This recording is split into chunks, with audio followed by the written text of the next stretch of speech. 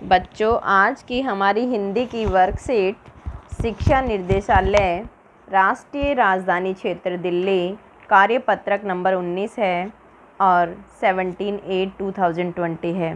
बेटा, आज का जो हमारा टॉपिक है सांवले सपनों की याद और इसके लेखक हैं जाबिर हुसैन। बच्चों, ये हमें थोड़ा सा इसका एक अंश दिया हुआ है इस पाठ का, लेकिन मैं तुम्हें इस पूरे पाठ का सारांश समझाऊंगी, तभी तुम्हें ये समझ में आएगा। जाकिर हुसैन का जन्म सन 1945 में बिहार में हुआ था। वो राजनीति में भाग लेते हुए 77 में मुंगेर से बिहार विधानसभा के सदस्य निर्वाचित होकर मंत्री बने और अंग्रेजी भाषा और साहित्य के प्राध्यापक भी रहे हैं। 95 में बिहार विधान परिषद में सेनापति रहे और इन्होंने हिंदी, उर्दू और अंग्रेजी तीनों भाषाओं में समान अधिकार के साथ लेखन कार्य भी ये करते रहे हैं। ठीक है, तो ये जो हमारा पाठ है जाबिर हुसैन, ये एक प्रकृति प्रेमी थे, प्रकृति को बहुत ज़्यादा प्यार करते थे और दूसरी ओर ये राजनीतिक सामाजिक जीवन के संघर्षों में भी उलझे आम आदमी के जो दुख और पीड़ा में ये बहुत ज़्यादा उनका साथ देते थे। और आम आदमी और विशिष्ट व्यक्तियों पर इन्होंने बहुत सारी डायरियाँ, चर्चित प्रशस्तियाँ भी लिखी हैं। जाकिर हुसैन ने डायरी विधा में एक अभिनव प्रयोग भी किया है। प्रस्तुत जो आज का हमारा जो गद्यांश है उसमें जाकिर हुसैन द्वारा एक रचित विचारात्मक संस्मरण है। यह लेख जाबिर हुसैन ने महान पक्षी वैज्ञानिक श्री सलीम अली की मृत्यु से उत्पन्न दुख और अवसाद को संवेदना के धरातल पर प्रस्तुत किया है। लेखक ने स्पष्ट किया है कि सलीम अली तनाव भरे जीवन से अंतिम पलायन कर रहे हैं। उनके इस भव्य पलायन की तुलना लेखक ने उस मृत पक्षी से की है जो मृत्युपूर्ण मधुर संगीत गाया करता था, परंतु आज जिस प्रकार उस मृत पक्षी को जलाया नहीं जा सकता, उसी प्रकार सलीम अली को उनके इस पलायन से रोक पाना लगभग असंभव ही है। लेखक गहरे तक सलीम अली व उनके प्राकृतिक सौंदर्य प्रेम से प्रभावित हैं। सलीम अली का मानना था कि हमें पक्षी समूह या अन्य प्राकृतिक उपकरणों को मनुष्य की नज़र से न देखकर प्रकृति की नज़र से ही देखना चाहिए। लेखक के अनुसार सलीम अली जैसा बर्ड वॉचर शायद ही कोई हुआ हो।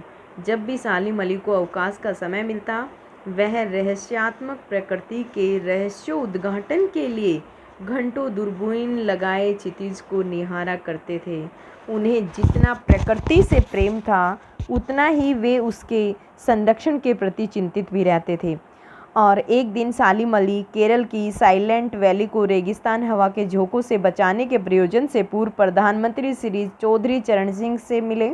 उन्होंने उनके सम्मुख पर्यावरण संबंधी संभावित खतरों का चित्रण भी प्रस्तुत किया, जिससे जानकर चौधरी साहब की आंखें भी बहुत ज़्यादा नम हो गई। उन्होंने देखा कि इतना प्रकृति प्रेमी कोई इंसान इस दुनिया में हो सकता है।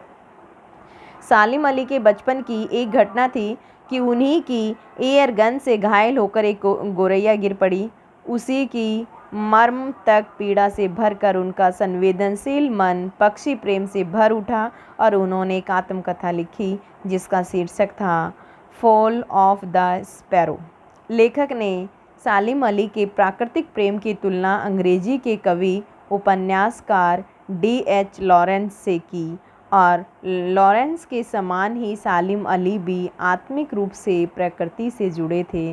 वे भी उन्हीं के समान प्रकृति के प्रतिरूप माने जाते हैं। लेखक का मानना है कि सलीम अली प्राकृतिक दुनिया के एक टापू ना होकर अथाह व गंभीर सागर के समान थे, परंतु अंत तक लेखक के हृदय में यह दुख बराबर बना रहा कि क्या कभी सलीम अली जैसा पक्षियों की वकालत करने वाला वैज्ञानिक कभी फिर जन्म लेगा। बच्चों, इस पाठ का सारांश मैंने तुम्हें बता दिया है, लेकिन आज की वर्कशीट में हमें बिल्कुल छोटा सा गद्यांश दिया हुआ है बीच का, उससे हमें समझ आना थोड़ा मुश्किल था। तो मैंने जो पाठ का सारांश तुम्हें बताया है, इसको थोड़ा ध्यान से सुनिएगा बच्चों। इसके क्वेश्चन आंसर इजीली हमारे सोल्व हो जाएंगे।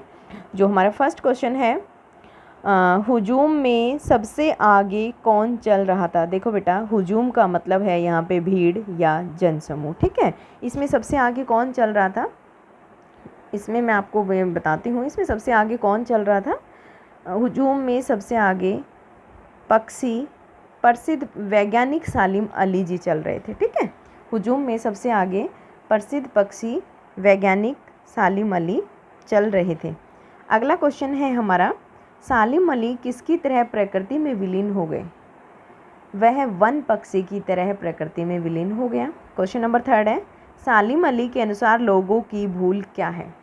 सालिम अली के अनुसार लोग यह भूल करते हैं कि लोग पक्षियों, जंगलों, पहाड़ों, झरने, आबशारों आदि को आदमी की निगाह से देखते हैं। उन्हें इसे भूल इसलिए कहा क्योंकि मनुष्य पक्षियों, नदी, झरनों आदि को इस दृष्टि से देखता है, तो इससे उसका कितना स्वार्थ पूरा हो सकता है। ठीक है।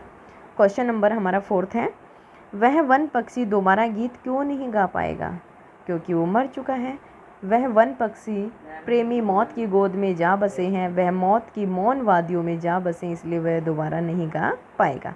क्वेश्चन नंबर 5 है, आपको गतिविधि है, अपने आसपास की किसी पक्षी के बारे में जानकारी इकट्ठा कर उसके बारे में लगभग 100 शब्दों में लिखिए। देखो बेटा, जो मैंने लिखा है वो एक तोते के बारे में लिखा है। तोता गर्म देशों में पाया जाता है। 2, तोते के पंख सामान्य हरे रंग के होते हैं, उनकी एक लाल रंग की चोंच होती है, इसकी चोंच मुड़ी हुई होती है। नंबर 3, तोते की गर्दन पर लाल और काले रंग के वृत्त होते हैं। 4, कुल मिलाकर तोता एक बेहद आकर्षक और सुंदर पक्षी होता है। तोते कई रंग के होते हैं किंतु उनके अंडे पूरे सफ़ेद रंग के ही होते हैं।